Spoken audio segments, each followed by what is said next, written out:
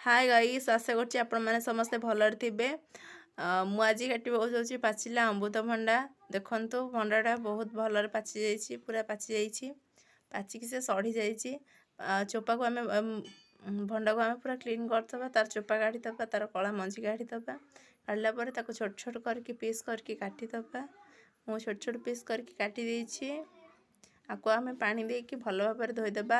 वीडियोटी को subscribe like करूँ, share करूँ, सब्सक्राइब करूँ, पाखे थी बेल आइकन क्लिक कर दिंतु। आउ केमिति लागला वीडियोटी ताको कमेंट निश्चय करूँ। भंडा को भल भाव काटिकी धोईकी मुझे गोटे प्लेट को काढ़ी नहीं। काढ़ला पर से किसी झापसा लुण देइछि, कहीं ना यहाँ बहुत मीठा, मीठारे टिके लुण पड़ला माने टेस्ट आहरी बाहर से। मुझे एबे टेस्ट करके आपण मानू कहूँ केमिति होइथिला।